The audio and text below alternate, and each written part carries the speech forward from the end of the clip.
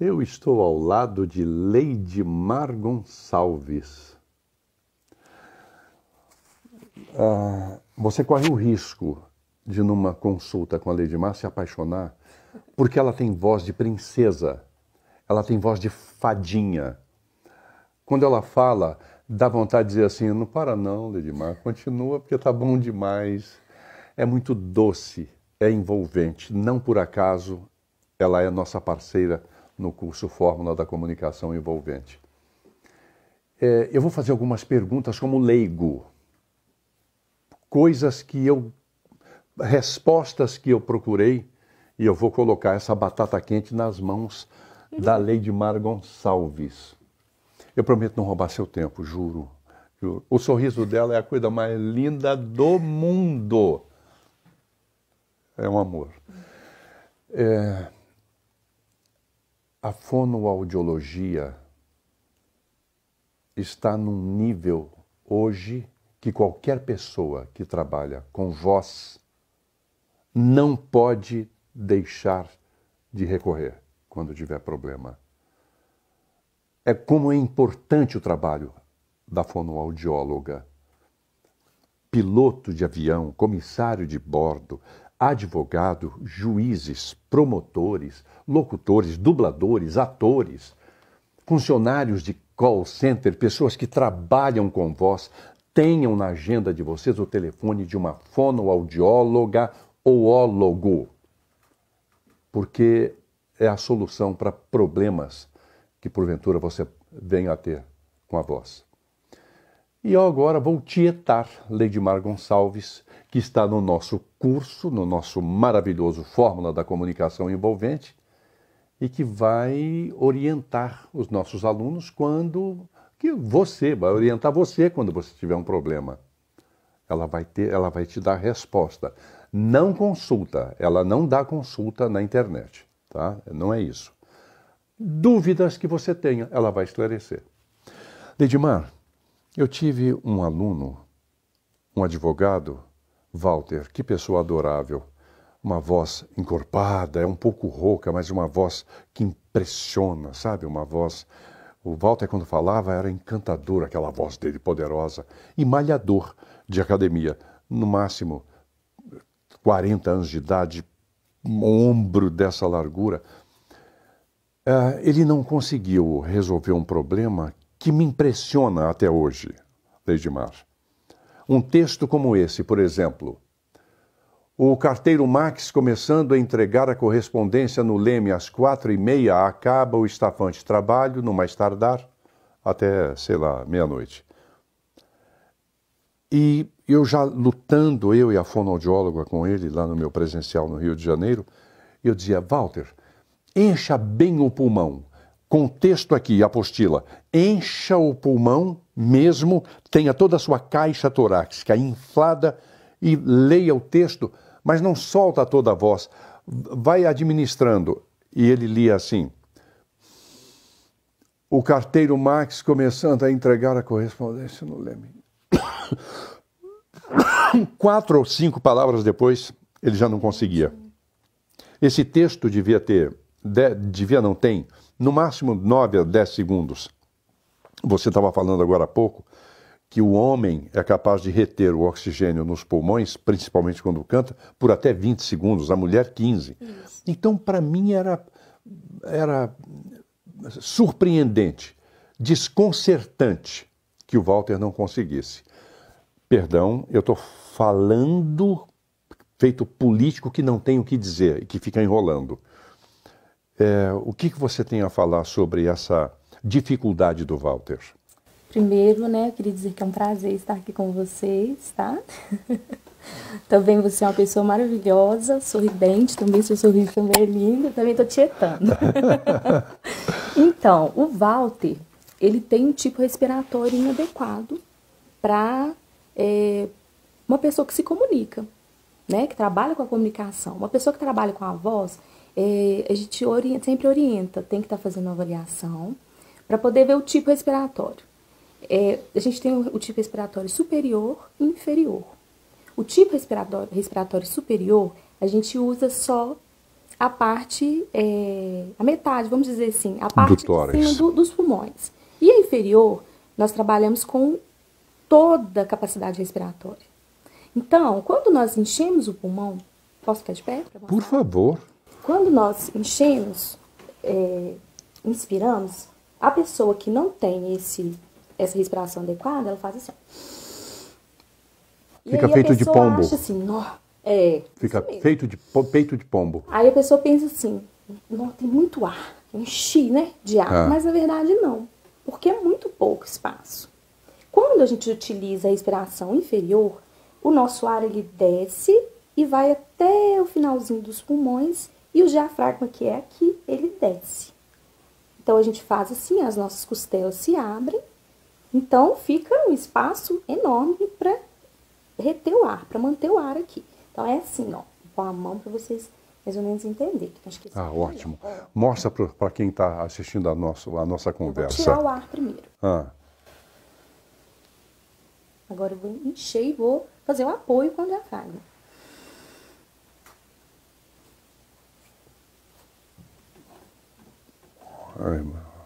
Ele tá aqui músculos retesados. E eu tô conversando com ele apoiado. Então, assim, aí essa é a respiração adequada. Desta forma, eu consigo falar o texto todo sem ficar... Sem no final arfando. Da frase também, o texto, do texto, eu perder as palavras ou ficar assim. Eu começo com a qualidade vocal, com uma intensidade boa e no final eu vou falar já assim, porque eu não tô aguentando. Entendeu? Olha então, que coisa interessante, principalmente para você que é palestrante. Olha que coisa interessante que ela está falando. Então essa respiração, a gente consegue isso no consultório. São treinos ao longo do tempo. Não é de uma hora para outra a pessoa vai chegar com aquela respiração. E vai passar a respiração, né, para a respiração inferior. Mas, primeiro passo, eu sempre gosto de trabalhar primeiro com a percepção. Quando eu tenho essa percepção do que eu estou fazendo, já ganhou aí uns 20%, 30% do trabalho. Porque eu vou começar a observar.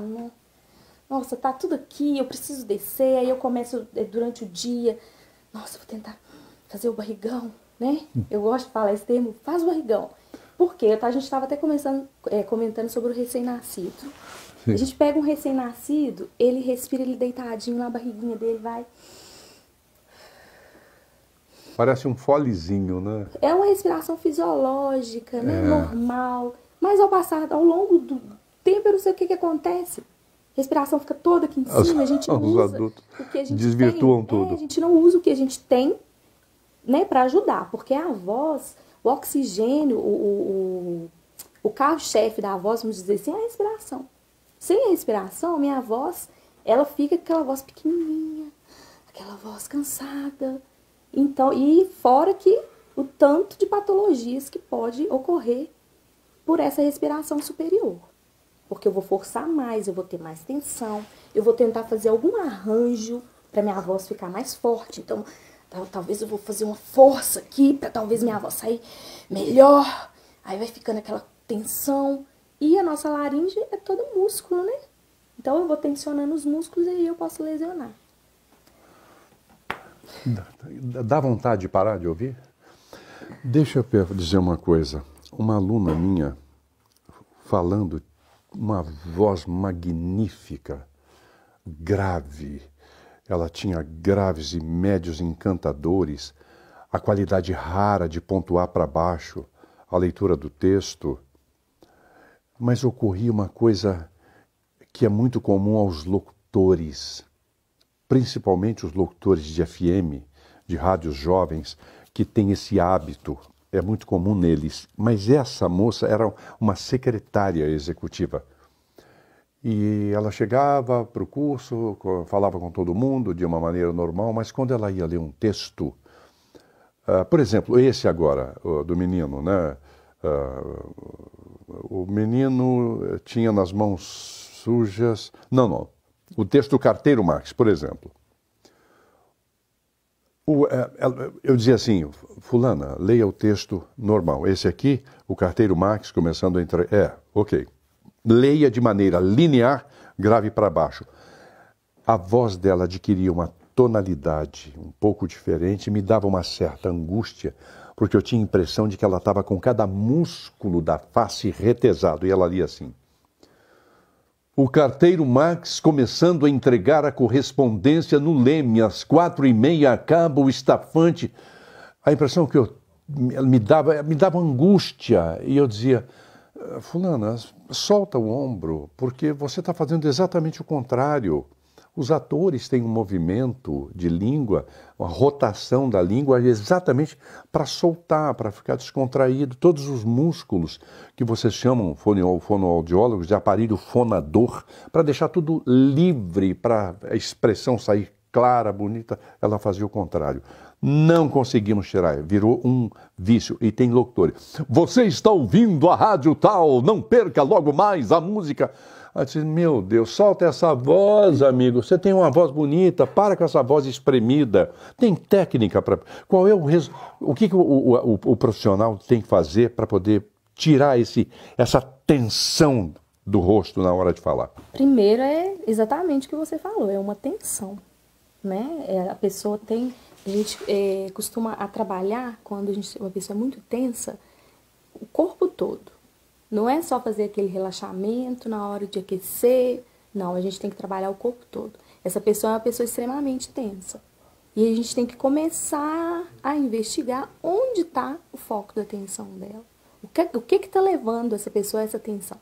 Será que é nervosismo? Ela ficava ansiosa, alguma coisa desse tipo?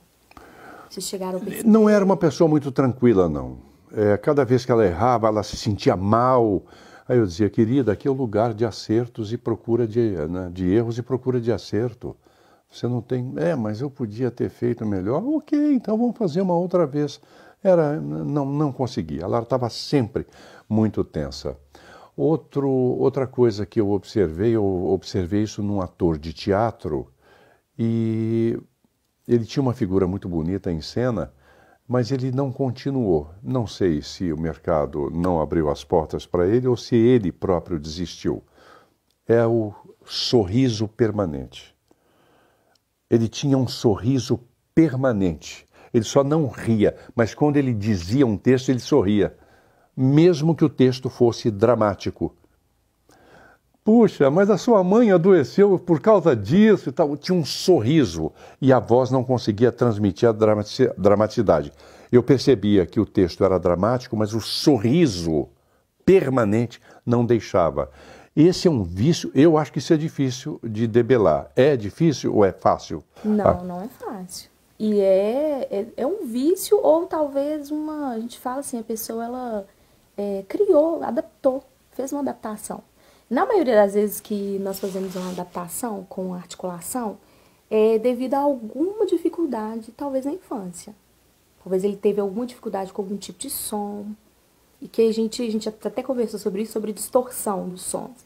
Então, quando a gente tem essa dificuldade com a articulação, pode ser que alguma coisa que ele trouxe da infância, não sei. Pode ter uma origem psicológica. Pode sim.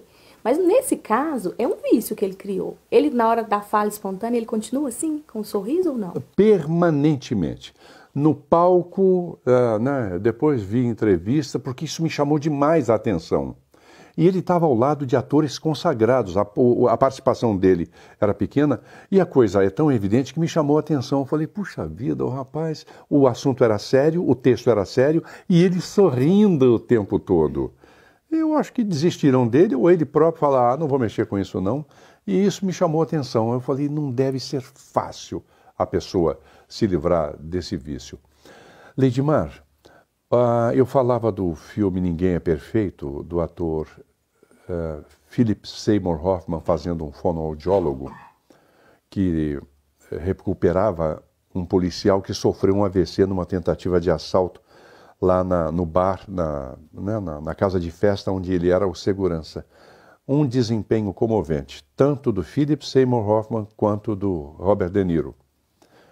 E ele tem o plano de saúde americano que mandava ele ir à casa do fonoaudiólogo para fazer o treinamento. Eu achei interessante que ele tinha um piano em casa, ele batia uma nota e fazia para o personagem assim: Abra bem o maxilar. Bó, bó. Ele batia a nota. Bom, bó, bó, bom, bom, bom, e fazia isso. Você usa teclado no seu tratamento? Como é que você faz isso? Nesse caso aí dele, ele estava usando, talvez até porque era um AVC, né? Então ele ficou afásico, né? Com a fala prejudicada. Afásico é a pessoa que tem a fala prejudicada. A afasia é devido a algum comprometimento do cérebro mesmo, sabe? Sim. Então, dependendo do lugar onde foi a lesão, acontecem essas dificuldades. Então, pode ser, vamos supor, foi na área da linguagem. Então, talvez a pessoa não consiga entender o que você está falando, mas ela fala. E já tem um tipo de afasia que a pessoa ela entende tudo, mas ela não consegue verbalizar. Certo. Isso. Na maioria dos casos, quando é essa que eu falei, que a pessoa não consegue verbalizar, mas ela entende tudo, talvez a gente use o teclado ou o piano para poder trazer alguma coisa, para poder ajudar a pessoa mesmo. Essa é a função do piano? Não. Nesse caso, eu acredito que sim, que ele estava trabalhando com esse intuito. Sim. Até de ficar mais dinâmica, as pessoas quando têm um AVC, elas ficam mais depressivas. Então, a gente tem Era o caso desse personagem. Mal-humorado, depressivo toda a vida, numa infelicidade em cada poro do rosto dele. E eu achei aquilo formidável. Como é que você faz no seu caso? No meu caso, eu uso mais o teclado com relação à voz mesmo. Né? Sim. Eu trabalho mais com essa área. Então, a gente usa o teclado, um exemplo, a gente usa o teclado para aquecer uma voz, cantada ou falada. Quando nós estamos falando, a gente não fica só numa região. Num diapasão só, né? Tem entonação, tem horas que eu falo mais agudo, tem horas que eu falo mais grave.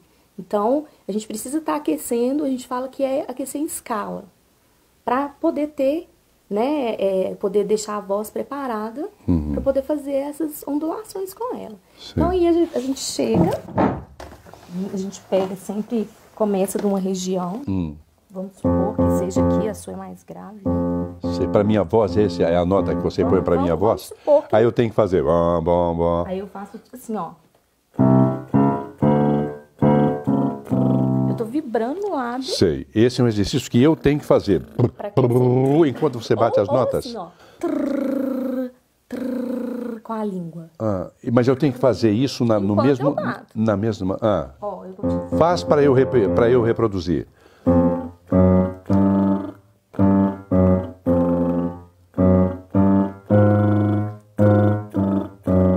Deixa eu fazer. Meio. Bate para mim, vai.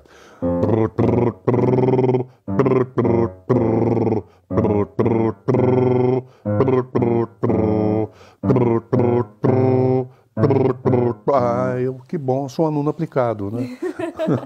E aí a gente vai subindo. E quando for desaquecer, a gente pode descer também. A gente fala escala descendente. Sei, aí vai para as notas mais graves? Eu vou da aguda que você terminou. Vamos supor que você terminou aqui. E eu vou.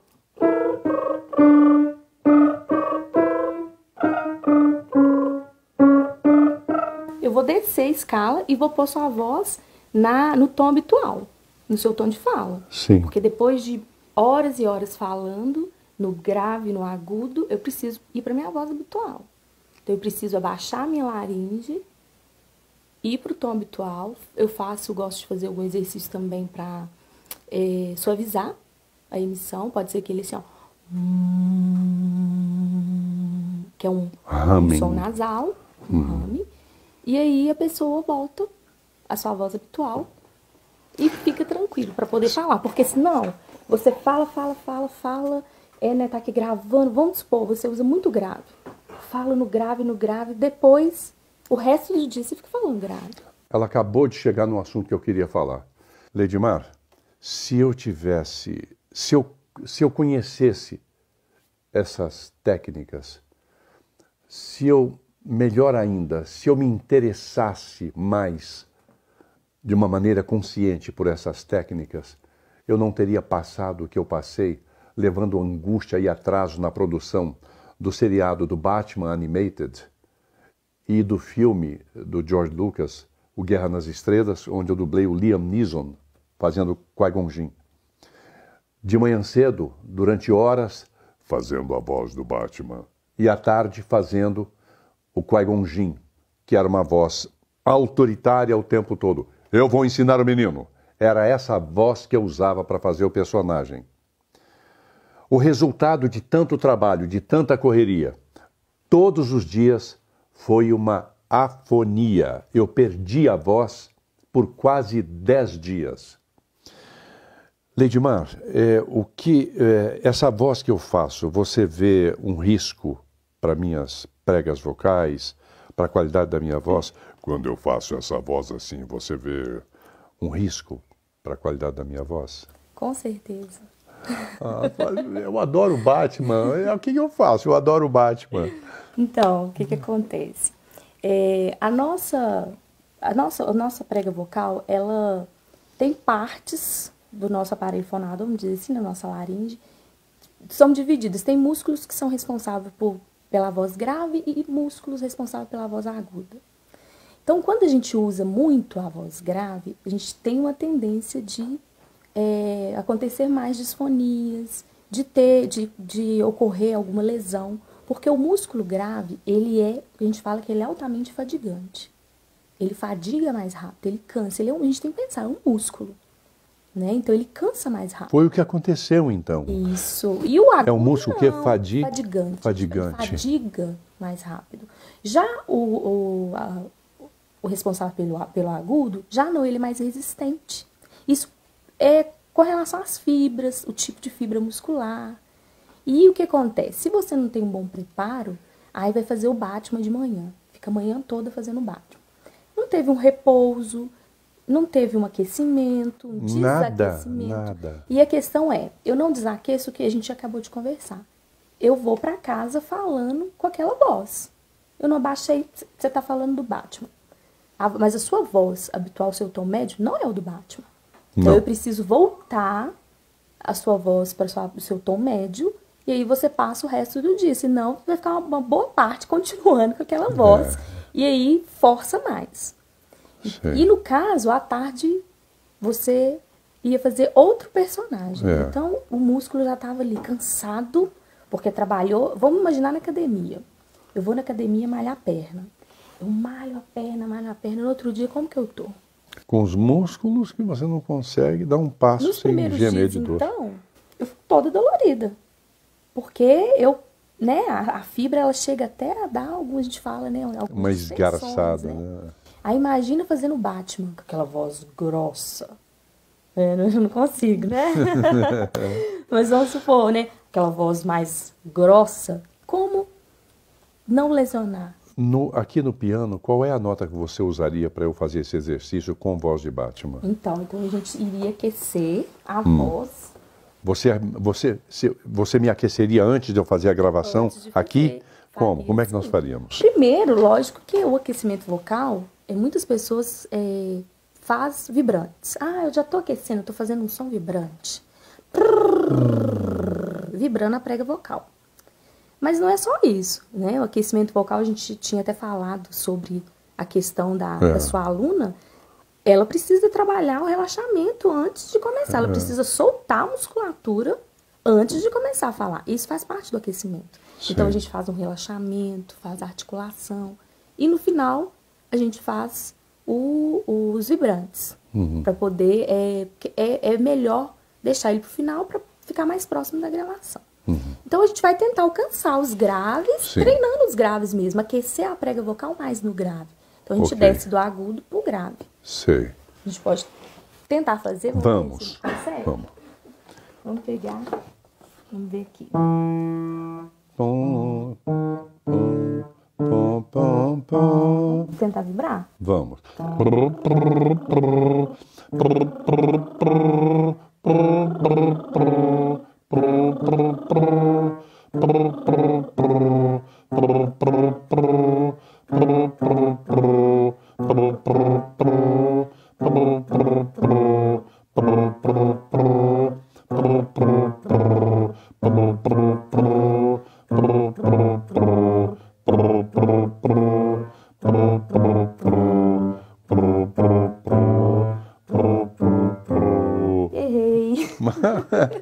E aí você iria comigo até aqui no... O que acontece? A gente tem que tentar... Lógico que você já tem uma extensão pro grave.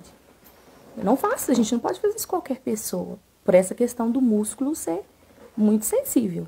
Então, a gente não faz isso com qualquer pessoa, tá? Porque aí eu não quero incentivar em casa as pessoas tentarem fazer esse exercício muito grave. Então, porque às vezes tem pessoas que admiram e querem fazer a voz grave, sem nenhuma preparação. Não façam isso, não façam isso. E Pode até, se quiser, tem vontade, tem um piano em casa, de um filho que estuda, da mulher, da mãe, mas quer fazer, então peça a orientação da fonoaudióloga. Leidimar, então, que coisa, né? Então, se eu fizesse esse exercício antes de gravar o diário... Não só esse. Tem vários exercícios. Sim. Seria um exercício de aquecimento, que seria, né, trabalhar em escalas para o grave, para poder preparar suas pregas vocais para trabalhar, para falar mais grave. Mas a gente, igual eu falei, o aquecimento é um conjunto. Um conjunto, claro. Porque você pega uma pessoa que talvez tenha um grave maravilhoso, mas aí faz, igual no caso dos seus 2 alunos, um tem um sorriso... Um sorriso permanente. Outro tem aquela face toda tensa. Não consegue, né? Que coisa esclarecedora, né? Pois é, por que eu não me toquei nisso na época? É a famosa falta de consciência. Eu adorei conversar. Como é bom conversar com pessoas competentes, com pessoas que falam com firmeza, com paixão sobre o seu trabalho. Ela fala, não é com paixão, é com paixão o trabalho dela. E que me encanta a maneira como ela fala, como a Leidimar fala do seu trabalho. Posso te dar um abraço? Obrigado, amei tudo que você falou. Um beijo.